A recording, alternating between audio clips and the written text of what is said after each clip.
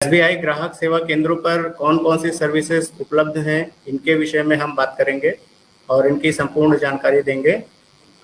आज की श्रृंखला में हमारे साथ में हमारे FI sir Indra Kumar Shukla sir भी मौजूद हैं, जो इन सर्विसेज के बारे में आपको बताएंगे।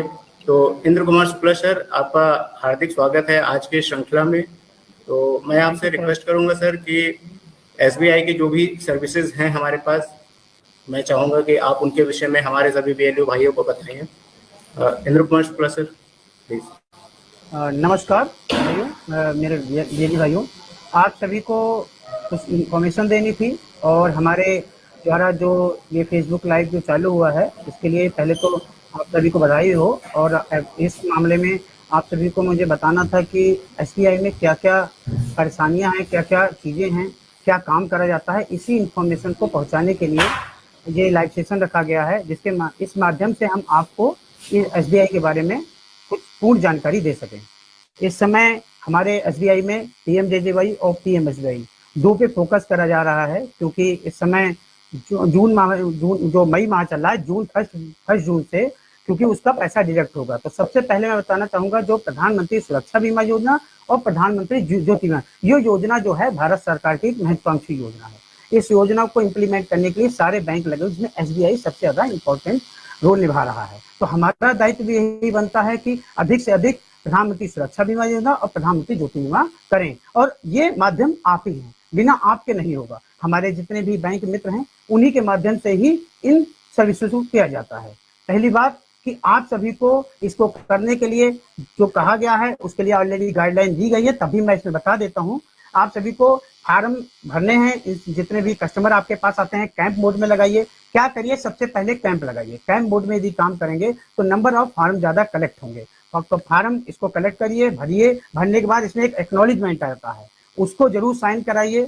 साइन करा के पीएमजेजेवाई, पीएमएसवाई, इसको ब्रांच में आपको सबमिट करना है, तभी ये लागू होगा। क्योंकि ये फार्म जो आपके जो कैंप के मोड में लगाए जाएंगे, मैं सभी जितने भी बैंक मित्र हैं सभी कहूंगा, इस जो बचे हुए दिनों हैं, इसमें सब अधिक से अधिक प्रधानमंत्री सुरक्षा बीमा योजना, प्रधानमंत्री ज्योति बीमा पे फोकस करें, जिसके माध्यम से नंबर ऑफ पीएमजेजेवाई और पीएमएसवाई बढ़ सके। उसके लिए अधिक से अधिक हमारे जितने भी बैंक मित्र हैं, वो इन फॉर्मों को भर के ब्रांच में सबमिट करें। ये आपका पहला दायित्व बनता है, तभी हम नंबर ऑफ पीएमजेजेवाई, पीएमएसवाई में अच्छे कार्य कर सकते हैं। और भारत सरकार की जो महत्वाकांक्षी योजना है, इसको हम बॉटम लेवल पे, जो हमारा नीचे स्तर पे व्यक्ति बैठा है, वहां तक हम इस सर्विस को पहुंचा सकते हैं। और ये माध्यम हम और आप मिलकर ही करेंगे, तभी होगा। मैं फिर बताऊंगा, सभी बैंक में जरूर फार्म जमा करें ब्रांचों में जाके, तभी ये मान्य होगा, नहीं तो नहीं मान्य होगा। इसके बाद मैं कुछ पीएमजेजेवाई के बारे में थोड़ा बता दूं, क्या उम्र है, क्या चीजें हैं। इसमें जो रखा गया है, पीएमएसवाई जो है 20 रुपए कटते हैं, और इसमें ये है 70 साल के लिए है, 70 साल तक के लिए होता है। और प्रधानमंत्री ज्योति बीमा जो है वो 50 साल की उम्र के लिए होता है। और इसमें इस समय जो पेमेंट कट रहा है, क्योंकि इसमें 4 पार्टों में पैसा कटता है, तो ये लास्ट ईयर चल रहा है। तो आप 1 जून से कटेगा, तो स्वाभाविक है इसमें पूरा जाकर पूरा पैसा आपको देना पड़ेगा। तो ऐसा नहीं है कि आप सोच रहे हैं कि जैसे 180, 280, 220 रुपए, क्योंकि वो पर क्वार्टरली होता है।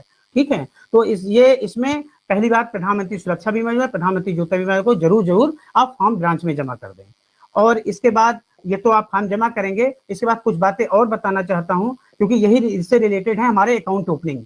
अकाउंट ओपनिंग एक ऐसी चीज है जिसके माध्यम से आप अपने आप को कहीं भी खड़ा पाएंगे। जो बिना अकाउंट ओपनिंग के आप अपने आप को अस्तित्व से ही विहीन पड़ पाएंगे, क्योंकि आपको अकाउंट ओपनिंग यदि नहीं करते हैं तो बैंकिंग का कोई अर्थ ही नहीं बचता है। क्योंकि हमारा कनेक्ट होने का पहला माध्यम और पहली सीढ़ी अकाउंट ओपनिंग कहलाती है।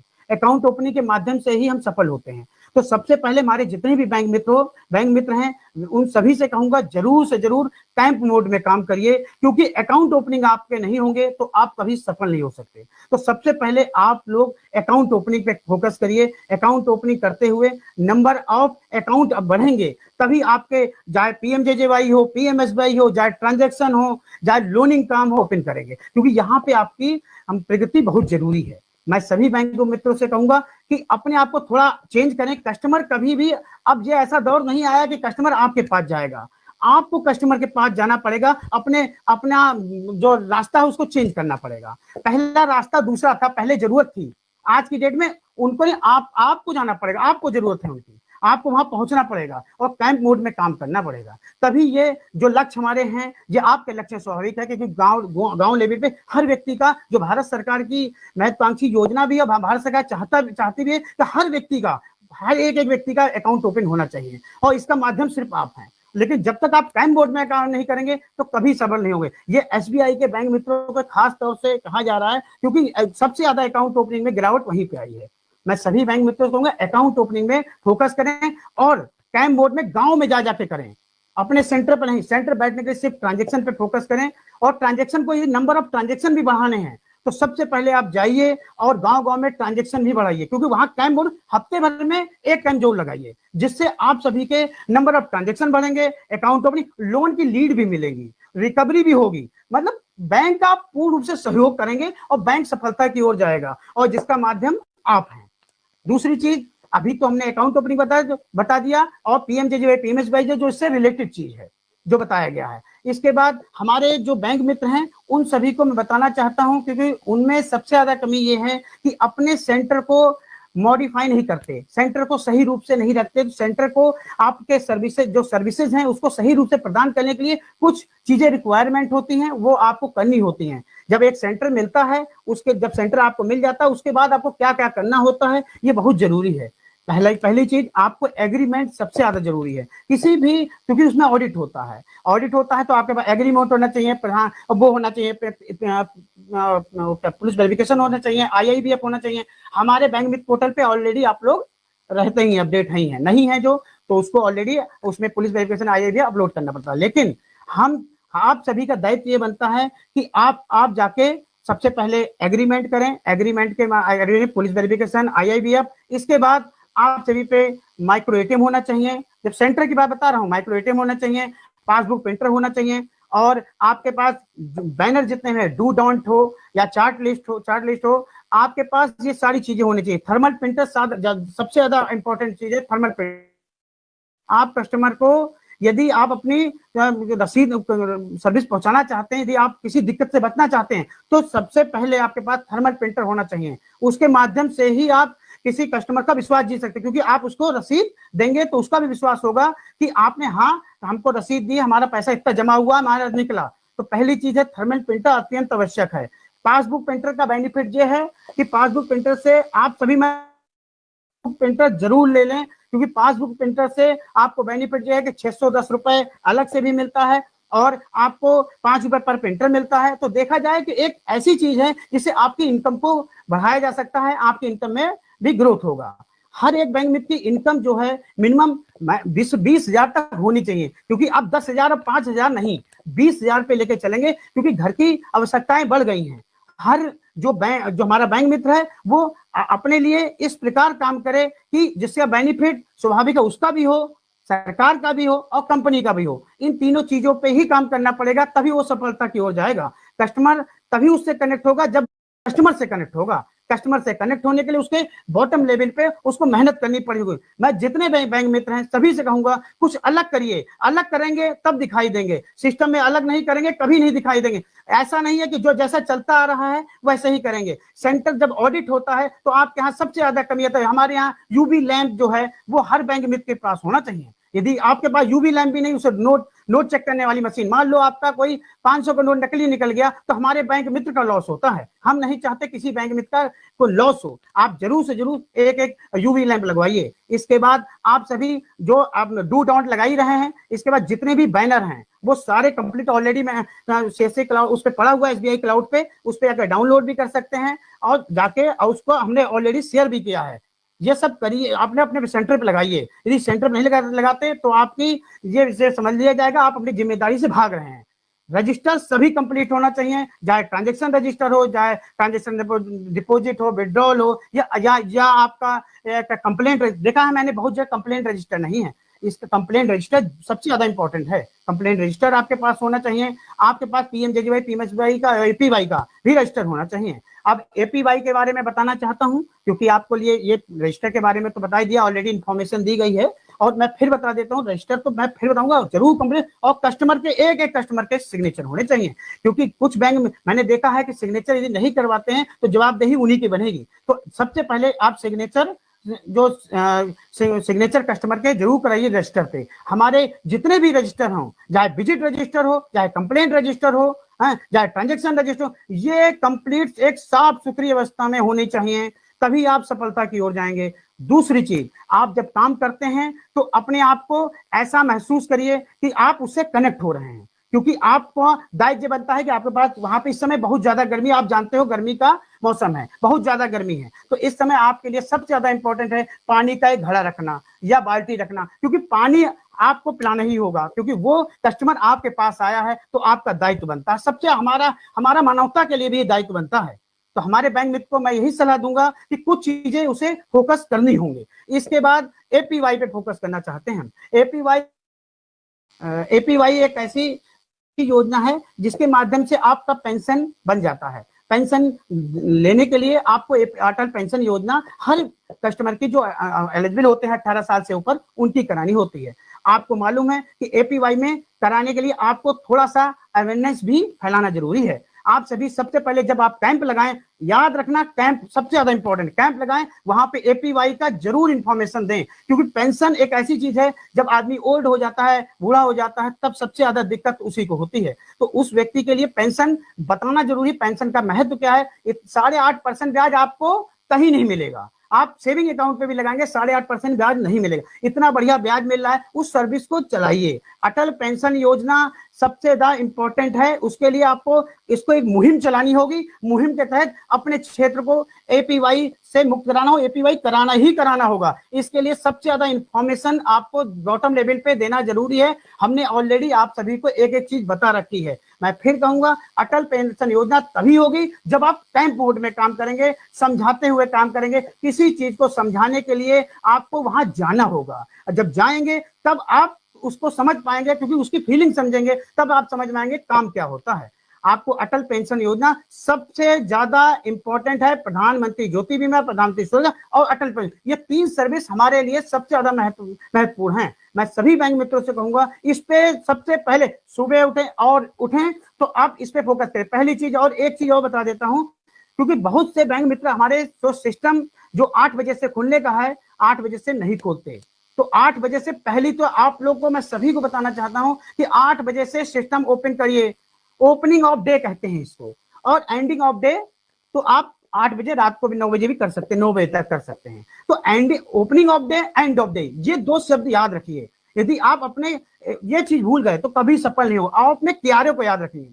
क्यारे में आपकी जो चीज आती है, की रिजल्ट एरिया इसको कहते हैं, जिसके माध्यम से हमारे बैंक में अपने आप को जो जैसे ट्रांजैक्शन करना हो गया, अकाउंट ओपनिंग हो गया, पीएमजेजेवाई, ये सब क्यारे के अंदर आती हैं। अब अदर जैसे लोनिंग आ रहा है, अदर सर्विसेज आ रही है, रिकवरी भी आ रहा है, जो डीआरए करें वो रिकवरी करें, तो ये सब हमारे क्यारे के अंदर आता है। इसको स्ट्रॉन्ग करने के लिए आपका दायित्व बनता है, आप अपने आप को अपने क्यारे को पहचाने। यदि जो अपने क्यारे को नहीं पहचानेगा वो कभी सफल नहीं होगा। पहली बात अपने याद रखना, कभी सुबह उठो तो पहला याद रखो मुझे काम क्या करना है सुबह से लेकर शाम तक, तो इस पे फोकस करें। 8 बजे से 9 बजे तक का भी है, लेकिन 8 से 8 तो आपको ओपन करना ही है। सुबह 8 बजे हमारा लॉगिन हो जाने, हमारा एक बैंक मित्र को 8 बजे अपना सेंटर ओपन करना है। ये पहली प्राथमिकता आप माने। ये मान चलिए कि आप लॉगिन नहीं करेंगे तो उस दिन आप अब्सेंट मान लिए जाएंगे। तो ये आप अपने आप को सोचना है मुझे करना क्या है। ये 10 बजे, 9 बजे, 11 बजे ये कहीं आपको अलाउ नहीं देता। यदि आपको कोई घर में दिक्कत है, परेशानी है, तो आप जरूर, हमारी जितनी पूरी टीम है यहाँ पे एफआई की, आप इंफॉर्मेशन ग्रुप में दे सकते हैं। हम आपकी बात को ऊपर तक पहुंचाएंगे कि ये आज लीव पे है, क्या है, जो भी है। लेकिन आप ये 8 बजे हमारा लॉगिन ओपनिंग और टाइम होना चाहिए, ओपनिंग होनी चाहिए।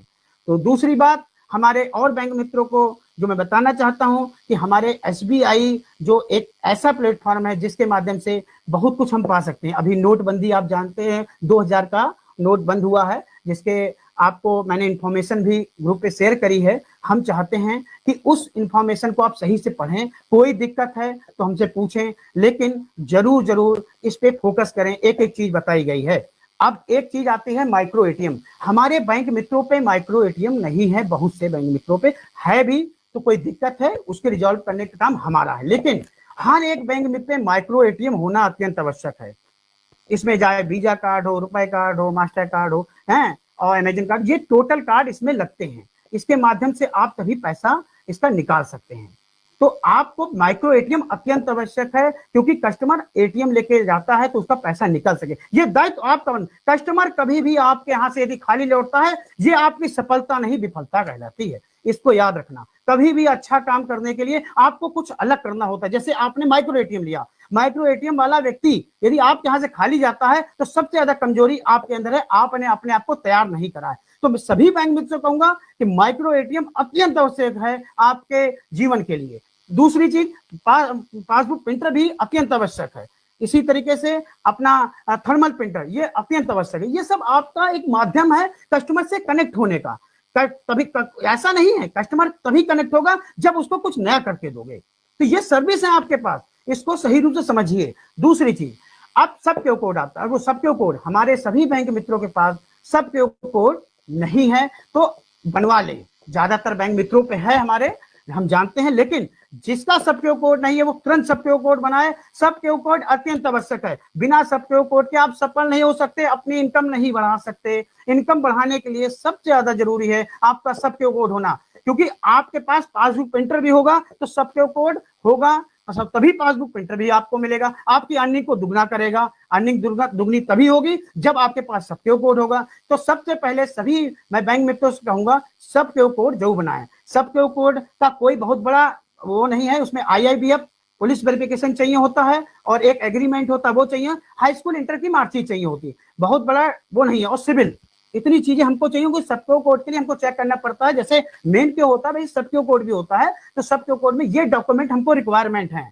एग्रीमेंट की ऑलरेडी मैं कॉपी हमारे सभी FI टीमों ने शेयर भी कर रखी है आपको, और आप police verification already subQ code का बना ही दीजिए। IIBF होना चाहिए और हाई स्कूल इंटर की मार्कशीट, ये सबक्यू कोड बनाने के लिए एक माध्यम है। सबक्यू कोड बन जाएगा आपका एक ही दिन के अंदर। जैसे ही आप डॉक्यूमेंट डालते हैं 1 घंटे के अंदर आपका सबक्यू कोड बनके तैयार हो जाए। लेकिन ये डॉक्यूमेंट आपके कंप्लीट होने चाहिए, ये क्योंकि जब तक कंप्लीट नहीं होंगे आपका सबक्यू कोड कभी नहीं बने। सबक्यू कोड बनने से देखिए आपको 2 फायदे हुए। पहली चीज, सबक्यू कोड बना तो आपका काम से थोड़ा हटाओ, आप दूसरा काम कर सकते हैं, कैंप लगा सकते हैं, कुछ दूसरे काम कर सकते हैं। जैसे आप गए गांव में गए बातचीत करना, आज कैंप लगाना, लेकिन वो सबक्यू कोड वाला काम कर रहा है। इसका बेनिफिट ये हुआ। दूसरा बेनिफिट कि जो पासबुक प्रिंटर है, पासबुक प्रिंटर भी आपकी लगी रहेगी, तो एक जो टर्मिनल है, एक एक्स्ट्रा टर्मिनल भी आपको मिल जाएगा। जब एक्स्ट्रा टर्मिनल आपको मिल जाएगा तो आपको उसका भी बेनिफिट मिलेगा, उस पर भी लॉग इन कर सकते हैं। तो आपकी अर्निंग के स्रोत बढ़ाए जा रहे हैं, इसको आप समझिए।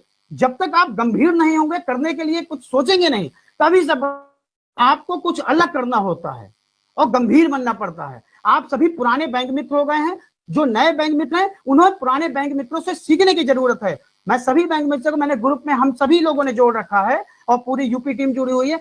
सभी से कहेंगे जरूर से जरूर हर अपने पुराने BC से सीखें। जब सीखेंगे तो स्वाभाविक है आपकी इनकम बढ़ेगी। हमारे बहुत से बैंक मित्र हैं जिसकी 50,000, 60,000, 80,000 तक इनकम है, उनके बारे में समझे कैसे कमा रहे हैं।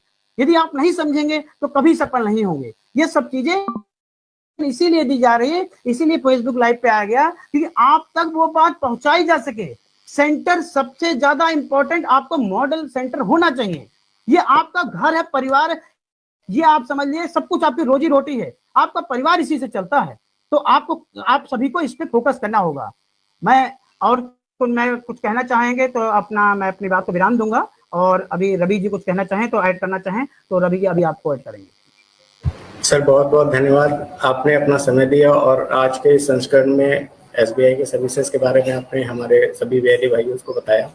तो मैं थोड़ा सा इसमें और ऐड करना चाहूँगा कि सभी VLE भाई जितने भी हमारे SBI के CSP हैं, वो अपना एग्रीमेंट और लेटेस्ट पुलिस वेरिफिकेशन, ये दोनों चीज़ें अपने ब्रांच में जरूर सबमिट करें और उनको बोलें कि वो अपने सिस्टम पे इसको तत्काल अपलोड करें, जिससे कि कंप्लायंस से हमें बचा जा सके। क्योंकि क्या होता है कि आप लोग कभी कभी क्या होता है कि कुछ लोग हमारे CSP बोलते हैं कि हमने ब्रांच में सर हमने अपने सारे डॉक्यूमेंट्स दे रखे हैं, लेकिन देना ही नहीं है, उसको सिस्टम पे अपलोड कराना भी आपकी ही जिम्मेदारी है। तो ये जरूर करें। जैसे कि बहुत से सर ने अभी जैसे हमें बताया कि बहुत सारे हमारे ऐसे CSP हैं जिनके पास सबक्यू नहीं है, तो मैं उनसे निवेदन करूंगा कि जो भी रिक्वायरमेंट डॉक्यूमेंट सर ने बताए हैं उनको जल्दी फुलफिल करें और अपने पास सबक्यू बनाएं। सबक्यू बनाने से आपके पास बहुत सारे फायदे हैं, जैसे कि आपको कहीं अगर जाना हुआ, कोई आपके घर में इमरजेंसी काम है या जो भी है, तो उस एब्सेंट में वो अपना काम कर सकता है, जिससे कि आपका जो ग्राहक का जो जुड़ाव बना हुआ है वो आपसे कहीं अलग नहीं जाएगा। उसके अलावा आपके पास सबक्यू बनाने के बाद में बहुत सारे ऑप्शंस खुल जाते हैं, जैसे सर ने बताया मल्टी टर्मिनल का। मल्टी टर्मिनल से आप, जैसे कि आपने ब्रांच में देखा होगा 3-3 4-4 सिस्टम चलते हैं, सेम वैसे ही आप अपने सेंटर को भी बिल्कुल ब्रांच की तरह बना सकते हैं। सपोज आपके पास 3 सिस्टम है, एक में आपने पासबुक प्रिंटर लगा रखा है, एक में आपने माइक्रो एटीएम लगा रखा है, एक में आप ट्रांजेक्शन कर रहे हैं, एक सिस्टम आप एडिशनल रख सकते हैं जिसमें सोशल सिक्योरिटी स्कीम या और बैलेंस इंक्वायरी या जो भी और सर्विसेज हैं उसको आप दे सकते हैं। तो इस तरह की चीजें हैं। तो मैं आप सभी को बस यही कहना चाहूंगा कि जो भी सर्विसेज आपको बताई गई हैं इनका पूर्ण रूप से ध्यान रखें और इस पे थोड़ा अमल करें, जिससे कि आप अपने जितने भी इनकम्स हैं उसको बहुत से बहुत बढ़ा सकें। क्योंकि आप लोग, हमारे जो एसबीआई के सीएसपी हैं उनमें कुछ लोग ही हैं जिनका 5,000 से 10,000 या मैक्सिमम 20,000 तक कमीशन आता है, जिसमें हमारे ऐसे भी हमारे सीएसपी भाई हैं जिनका 50,000 60,000 रुपए से ऊपर भी कमीशन आता है। तो मैं निवेदन करूंगा आप सभी से कि आप भी ऐसा कुछ करें जैसा वो लोग कर रहे हैं। उनके पास मल्टी टर्मिनल है, सबक्यू हैं, आप भी इस तरह कुछ काम करें जिससे आपकी भी इनकम 20,000 से ऊपर जाए, जिससे आपका स्रोत बढ़े। एक चीज और ऐड कर देते हैं इसमें रवि जी, एक चीज और, इसमें जो 10 फिंगरप्रिंट लेने हैं, ये जरा चल गया था दिमाग से, तो 10 फिंगरप्रिंट लेने हैं। मैं सभी बैंक मित्रों से कहूंगा कि ब्रांच में जाइए और ब्रांच में जाके हमको कॉल करिए, पूरी एफआई टीम को कॉल करिए और अपने जो 6 फिंगरप्रिंट के लिए गए थे, अब टोटल 10 फिंगरप्रिंट होने चाहिए। 10 फिंगरप्रिंट होंगे तभी आपका ये बीसी पॉइंट चलेगा। तो आप ब्रांच में जाइए, जो जैसे अभी बताया है सर ने कि आप सभी को अपना एग्रीमेंट भी साथ में लेके जाइए, तो 2 काम आपके हो जाएंगे, एग्रीमेंट, IIBF, पुलिस में ये भी जमा हो जाएगा। दूसरी 10 फिंगरप्रिंट आपके अत्यंत आवश्यक, 6 तो ऑलरेडी हैं आपके, लेकिन 4 फिंगरप्रिंट और होना है। तो हमारा बैंक में सफर करे ये नहीं होना चाहिए, और हमारे बैंक मित्र को सीधे सोचना होगा काम करने के लिए। जब तक आप सोचेंगे नहीं तो करेंगे नहीं, तो सोचिए और इसको जाइए जरूर, और 10 फिंगरप्रिंट करिए, लेने ही लेने हैं। और आप हम सबको कांटेक्ट करिए ब्रांच में, क्योंकि ब्रांच मैनेजर के सामने ही ये फिंगरप्रिंट ले जाएंगे, क्योंकि ऑथराइजेशन भी वहीं से होगा। ऑथराइज करेंगे तो क्यू जनरेट होगा, फिर वो ऑथराइज करेंगे। तो आपको सबसे पहली बात कि ब्रांच में जाके अपने ये 10 फिंगरप्रिंट 4 और लेने हैं, 6 ऑलरेडी हैं, इसको करिए। और एग्रीमेंट जो बताया गया है इसको आप वहीं सबमिट करना होगा, तभी आप पूर्ण रूप से एक बैंकिंग की दिशा में सही रूप से चलने के लिए काबिल हो सकेंगे। नहीं तो नहीं, आज ही से ब्रेक लग जाएगा यदि ये काम नहीं करेंगे। तो ये काम सबसे ज्यादा जरूरी है करने के लिए। तो मैं अपनी बातों को विराम दूंगा और मैं रवि जी से कहूंगा यदि कुछ बाकी रह गया है तो आप देख लीजिए, क्योंकि यहाँ पे यदि कुछ बताना चाहते हैं बता सकते हैं आप, तो छूट रहा हो तो। नहीं सर, आपने सारी बातें रख दी हैं जो भी थी। जो आपने लास्ट में एक फिंगरप्रिंट के लिए बोला, ये वाकई में बहुत आवश्यक है। हमारे पास ज़्यादा समय नहीं रह गया है, तो सभी जितने भी हमारे एसबीआई के सीएसपी भाई बंधु हैं, इन सभी से निवेदन है कि जितना जल्दी हो सके अपने सारे जो 10 फिंगर हैं उनको कैप्चर कराएं, क्योंकि वो अगर नहीं कराएंगे तो अगले महीने से हो सकता है बैंक पूरी तरह से आपकी सर्विसेज बंद कर दे, जिससे कि आप लॉगिन भी ना कर पाएं। तो जितना जल्दी हो सके इसको कराएं। और अगर ऑथराइजेशन में या कैप्चर कराने में किसी भी तरीके की कोई भी समस्या आती है तो जो हमारे एफआई सर हैं आप उनसे तत्काल कोऑर्डिनेट करें और उसको जल्द से जल्द पूरा कराएं।